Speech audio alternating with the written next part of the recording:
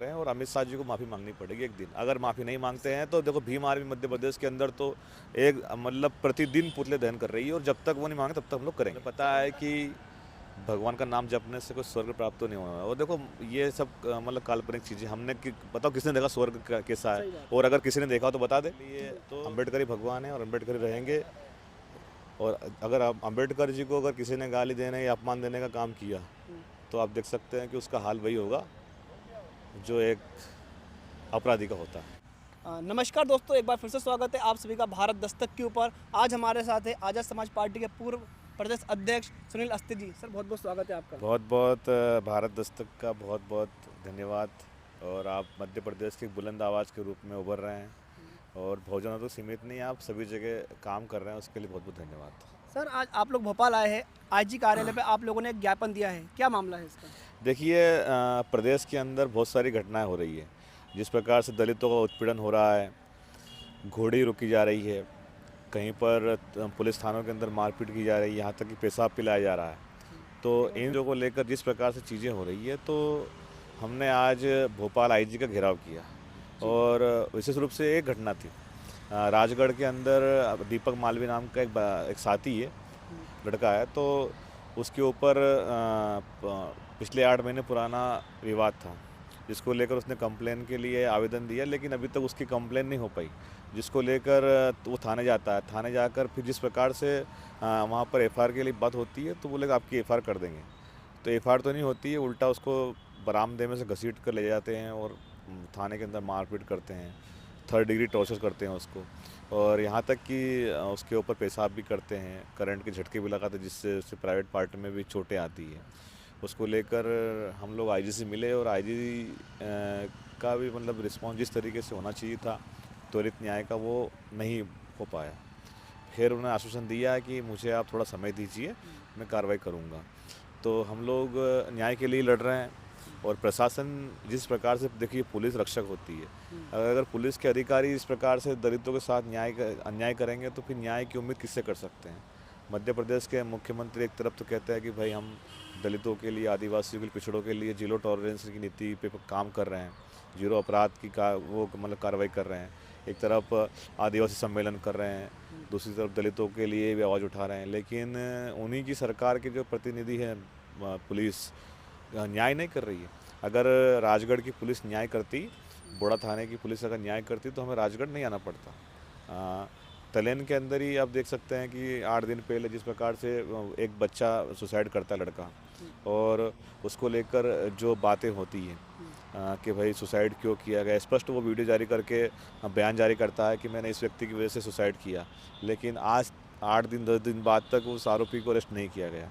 मेरी इस विषय को लेकर कल राजगढ़ एसपी से भी बात हुई तो उनका भी कोई जवाब इस प्रकार से नहीं आ पाया कि भाई हम लोग कब अरेस्ट करेंगे, क्या करेंगे। तो फिर हमारी बात नहीं बनी तो हम लोगों ने आज आईजी भोपाल का घेराव किया था और बहुत सारी चीज़ों पर बात हुई है, खुलकर बात हुई है।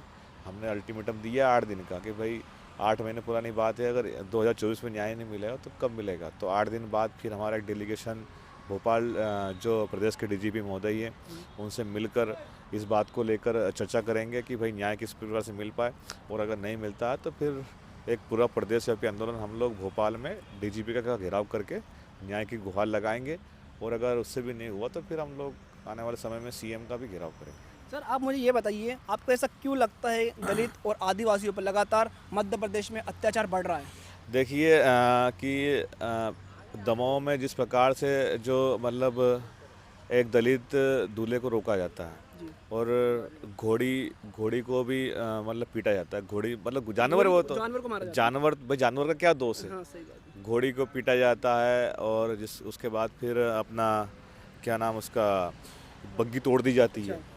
तो कहीं ना कहीं ये चीज़ें हो रही है तो गलत है ना चीज़ें। हम्म, तो ये सिर्फ बातें हवा हवा ही है सरकार की, मुख्यमंत्री की। मुख्यमंत्री चुप है आज तक। वहाँ पे मंदसौर के अंदर आप देखें, ढाकनी गांव के अंदर एक परिवार के ऊपर दबंग लोगों द्वारा खुलेआम गोली चलाई जाती है, जिसके अंदर एक वृद्ध माताजी की मौत हो जाती है, लेकिन मुख्यमंत्री चुप रहते हैं। जिस दिन मुख्यमंत्री मंदसौर के अंदर होते उस दिन लूट की घटना होती है। आज तक उस परिवार को न्याय नहीं मिल पाया। सर आरक्षित सीटों से कई सारे विधायक और सांसद मध्य प्रदेश में चुन के आते हैं, क्या उनको ये सब दिखाई नहीं देता कि दलितों के ऊपर एट्रोसिटीज हो रही है, उन्हें मारा जा रहा है, उनके ऊपर पेशाब की जा रही है? देखिए वो पार्टी गुलाम है, वो लोग पार्टी गुलाम है। और मैं आपके माध्यम से ये बात स्पष्ट कर दूं कि मध्य प्रदेश की जनता उनको नहीं चुनती, उनको चुनते हैं उनके पार्टी के लोग। भाई मध्य प्रदेश की जनता ये सास में भाई ये करती है, लेकिन वो समाज की बात ही नहीं करते।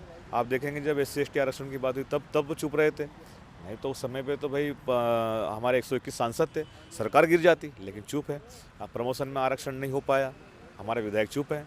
अभी मतलब रतलाम के अंदर भाई कमलेश्वर डोडिया जो आदिवासी अंचल के विधायक हैं, उनके ऊपर एक डॉक्टर जो नरेंद्र सिंह तोमर जो विधानसभा के अध्यक्ष हैं, उनका रिश्तेदार बताया जा रहा है, वो गाली गुप्ता करता है, अतिसूचक शब्द बोलता है, लेकिन उसको अरेस्ट नहीं होता और उल्टा विधायक को अरेस्ट कर लेते हैं। 151 में एक विधायक को 3 दिन रखते हैं। अच्छा।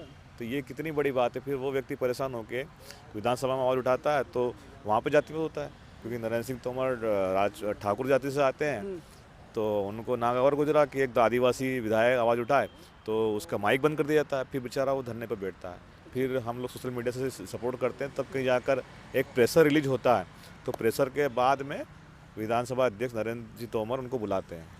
सर अभी आपने एक महाराष्ट्र की घटना सुनी होगी परभनी जिले की, जहाँ पर बाबा साहब आम्बेडकर का एक स्टैचू बना हुआ था और वहीं पर एक संविधान की आकृति बनी हुई थी, उसको एक व्यक्ति तोड़ देता है, जिसके बाद महाराष्ट्र में भी एक क्या बोलते हैं जो आम्बेडकर राइट लोग हैं वो प्रदर्शन करते हैं। तो ऐसी घटना क्यों बढ़ती जा रही है? महाराष्ट्र आम्बेडकर राइट लोगों का हब माना जाता है तब भी। देखिए महाराष्ट्र के लोगों को सोचना चाहिए कि कौन आपका हितैषी है, कौन आपका बुरा चाहता है, ठीक है। मध्य प्रदेश के अंदर हम लोग समझ चुके हैं भाई यहाँ के लोग तो, लेकिन महाराष्ट्र में बाबा साहब को फॉलोअर्स बहुत ज़्यादा है भाई। वहाँ पर संविधान की कॉपी से छेड़छाड़ करके उसको फाड़ा गया, तो जिसको लेकर परभणी के अंदर दलित वहाँ के अम्बेडकरवादियों ने आंदोलन किया, तो उस आंदोलन को सरकार ने दबाया। आप देखना उस वीडियो के अंदर किस प्रकार से पुलिस मार रही थी। मीडिया में बिल्कुल नहीं दिखाया गया सर। मीडिया सवर्णवादी है, जातिवादी मीडिया वो नहीं दिखाएगा। और सोमनाथ जो वेंकटेश सूर्यवंशी है, वो एक बड़ा होनहार लड़का था, LLB छात्र था, उसको पता था कानून के बात क्या है। उसको पुलिस ने इसीलिए मारा कि कहीं ना कहीं ये उसको जो 3rd डिग्री टॉर्चर किया है उसको मतलब मीडिया के सामने उजागर ना करे, जनता के सामने ना लाए, इसीलिए उसको मारपीट करके उसको मारा है। अच्छा। और देखो उसकी PM रिपोर्ट भी आ गई है, उसके अंदर स्पष्ट ये आया कि पुलिस की चोट से उसकी मृत्यु हुई है। सर भीम आर्मी जो महाराष्ट्र की है उसने कुछ एक्शन लिया इस मामले में, आपको जानकारी? भीम आर्मी महाराष्ट्र के साथ हमारे सभी साथी उस घटना में जब महाराष्ट्र बंद का आह्वान किया था, तो मुंबई हो चाहे नागपुर हो चाहे औरंगाबाद हो और इवन जहाँ पर वो परभणी में भी बंद का आह्वान किया था, तो सब लोग वहाँ शामिल थे और उसके लिए न्याय के लिए लड़ रहे हैं। और भाई भीम आर्मी चीफ चंद्रशेखर आज़ाद जी ने और माननीय राष्ट्रपति देवेंद्र सिंह जी ने भी उसके लिए एक ट्वीट किया है और गहरी संवेदनाएं व्यक्त की है और उसके परिवार साथ खड़े हैं। न्याय नहीं मिलने तक हम लोग संघर्ष करेंगे उसके लिए। सर कल से हमारे देश में एक हंगामा बरपा हुआ है, जो हमारे देश के गृह मंत्री जी है अमित शाह जी, उनका एक जो भाषण है राज्यसभा का, जिसमें वो कह रहे हैं कि अम्बेडकर अम्बेडकर अम्बेडकर, कई भगवान का नाम लिए होते तो आज स्वर्ग की प्राप्ति हो जाती। तो इसके बारे में आपका क्या पॉइंट ऑफ व्यू है? देखिए अगर अमित शाह जी को भगवान का नाम लेने से स्वर्ग प्राप्त होता तो वो गुजरात से उठकर यहाँ पे संसद में नहीं आते, ना विधानसभा में जाते। उन्हें पता है कि भगवान का नाम जपने से कोई स्वर्ग प्राप्त तो नहीं होना है। और देखो ये सब मतलब काल्पनिक चीज़ें हमने बताओ किसने देखा स्वर्ग कैसा है, और अगर किसी ने देखा हो तो बता दे। तो ये सिर्फ एक डाइवर्ट करने का मामला है, लेकिन अमित शाह जी ने बहुत गलत कहा। एक संवैधानिक पद पे आप बैठे हैं, गृह मंत्री हैं, एक बड़े पद पे, लेकिन आपने जिस प्रकार से बाबा साहब अम्बेडकर के बारे में कहा कि ये तो फैशन हो गया है, मतलब एक दिखावा हो गया। भाई अम्बेडकर जी दिखावा नहीं है। अम्बेडकर जी ने मध्य प्रदेश नहीं पूरे देश के शोषितों वंचितों के लिए आवाज़ उठाई है, उनको हक अधिकार दिए हैं। आप बताइए जब देश के अंदर संविधान लागू नहीं था तब दलितों की स्थिति क्या थी, आदिवासी की स्थिति क्या थी? भाई मनुस्मृति का राज तब, चाहे अंग्रेजों थे गवर्नमेंट थी, लेकिन वर्ण व्यवस्था थी उसके अंदर पूरी। भाई यहाँ के लोगों को, भारत के लोगों को जाति के आधार पर मतलब काम के आधार पर जातियाँ बांटी गई है ना, तो उन लोगों को दबाया गया वर्षों तक। या बाबा साहब अम्बेडकर को मतलब पढ़ने का अधिकार नहीं था, यहाँ तक कि उनके बाल तक नहीं काटते थे नाई समाज के लोग हैं। तो इतनी जातिवाद थी। और अगर किसी ने काट दिए तो वही मनुवादी व्यवस्था के लोग उसको प्रताड़ित करते थे। तो बाबा साहब अम्बेडकर ने जो यातनाएं झेली, उन सब चीज़ों को लेकर फिर उनके मौका मिला संविधान लिखने का, तो संविधान में उन्होंने फिर सभी समाज के लोगों को, यहाँ तक कि भाई सभी को, ऐसा नहीं SC/ST OBC, पूरे भारत देश के लोगों को, यहाँ तक कि जानवरों पशु पक्षियों तक को भी उन्होंने न्याय दिया। आप देख सकते हैं कि अगर किसी जानवर की भी हत्या हो जाती है, मतलब मार देते हैं, तो उसको भी जेल जाता है व्यक्ति वो भी। तो हम लोग इन्हीं विचारों पे काम कर रहे हैं और अमित शाह जी को माफ़ी मांगनी पड़ेगी एक दिन। अगर माफ़ी नहीं मांगते हैं तो देखो भीम आर्मी मध्य प्रदेश के अंदर तो एक मतलब प्रतिदिन पुतले दहन कर रही है, और जब तक वो नहीं मांगे तब तक हम लोग करेंगे। सर उनका कहना है कि मेरे वीडियो को तोड़ मरोड़ कर पेश किया गया, सोशल मीडिया पर गलत तरीके से वायरल किया गया। हाँ, ये कहना है अमित शाह जी का। देखिए जो उनका जो मतलब कहने का मुझे नहीं पता कि उनका वीडियो तोड़ मरोड़ के पेश किया गया कि वो किया गया, लेकिन हम लोग पीछे हटने वाले नहीं हैं। भाई चंद्रशेखर आज़ाद जी ने जिस प्रकार से जो बातें कही हैं, हम उसके साथ खड़े हैं, और अंबेडकर जी के आंदोलन के लिए हम लोग तैयार खड़े हैं। अमित शाह जी ने जो कहा वो एक समय की बात है। उन्होंने एक ही पार्ट दिखाया कि भाई ये चीज़ें, लेकिन उन्होंने इस्तीफा क्यों दिया था? हिंदू कोड बिल के लिए इस्तीफा दिया था, वो तो बात अपन बता ही नहीं। सर वो तो बोल रहे हैं कि हमने कांग्रेस को, मैं इस चीज़ का ब्लेम कर रहा था कि सबसे ज़्यादा अगर अपमान किया है इस देश में बाबा साहब का तो कांग्रेस ने किया। मैं तो ये बोल रहा था संसद में, लेकिन मेरी बातों को तोड़ मरोड़ के पेश किया गया। ये अमित शाह का कहना है। बिल्कुल, देखिए अमित शाह की जो भाजपा की जो सोच थी वो पूरी देश के सामने है, और भाजपा की जो नीति है उससे ये स्पष्ट है कि वो अंबेडकर आइडियोलॉजी को ख़त्म करना चाहती है। उनकी तो पूरी देखो ना, भारत देश के मतलब संसद के अंदर वो हिंदू राष्ट्र की मांग करते हैं। बाबा साहब ने संविधान में कब बोला कि हिंदू राष्ट्र की मांग की जाए, कि हिंदू राष्ट्र बनाना है? भाई पहले हमारा राष्ट्र क्या था? पहले यही तो था, यहाँ पर वर्ण व्यवस्था थी, लेकिन संविधान आने के बाद लोगों को अधिकार मिले, नौकरियाँ मिली। एक सफाई कर्मी की बेटी विदेश में जाकर पढ़ के आ रही, हमारे मध्य प्रदेश की लड़की, एक दलित का लड़का, जिस प्रकार से मतलब जो चीज़ें होती है मध्य प्रदेश के अंदर, जो जिस प्रकार जो चीज़ें होती है उसको लेकर हम लोग लड़ रहे हैं, और बाबा साहब अम्बेडकर की आइडियोलॉजी पे काम करेंगे। भाई चंद्रशेखर आज़ाद जी का स्पष्ट कहना है कि दलित, आदिवासी पिछड़ों और अल्पसंख्यकों के लिए अम्बेडकर भगवान है, और हमारे लिए अम्बेडकर ही भगवान है, और अम्बेडकर ही रहेंगे। और अगर अम्बेडकर जी को अगर किसी ने गाली देने या अपमान देने का काम किया, तो आप देख सकते हैं कि उसका हाल वही होगा जो एक अपराधी का होता है। सर आखिरी सवाल मेरा आपसे ये है, अगर अमित शाह माफ़ी नहीं मांगते हैं तो भीम आर्मी, पर्टिकुलर मध्य प्रदेश वाली जो भीम आर्मी, वो क्या करेगी?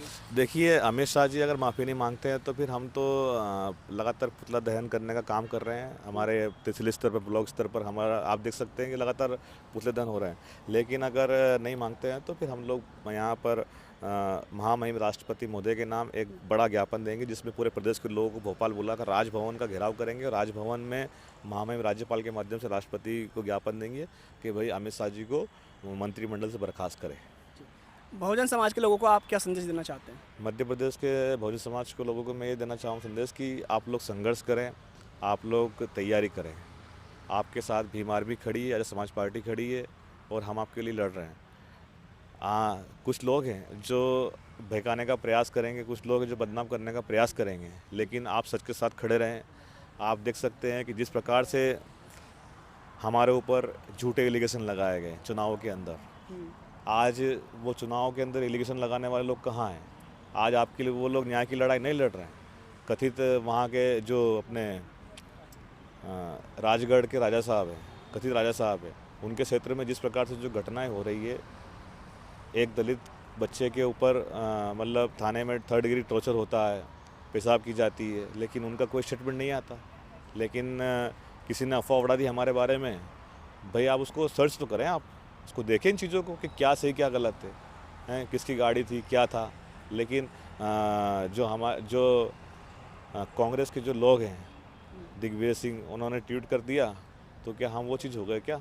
अब जब हमने कहा कि भाई आप वो हैं, आप बीजेपी के एजेंट है, तो उनके कांग्रेस के कार्यकर्ताओं को बड़ी मिर्ची लगी। लेकिन सर इसके बाद जो भीम आर्मी का एक बात कह सकते हैं हम लोग, देखने को भी मिल रहा है कि डाउनफॉल तो शुरू हो गया है। जो घटना हुई थी भोपाल में, उसके बाद एक डाउनफॉल आ गया भीम आर्मी का।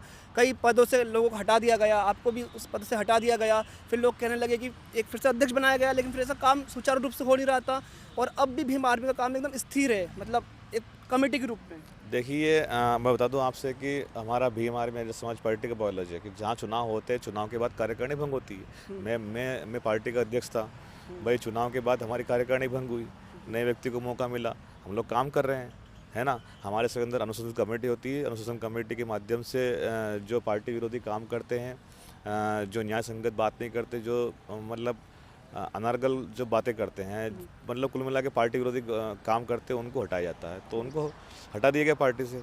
हम लोग आज भी पार्टी के साथ खड़े हैं, कल भी रहेंगे और पार्टी के लिए काम कर रहे हैं। क्या दमदारी से फिर से काम शुरू हो जाएगा पहले जैसा?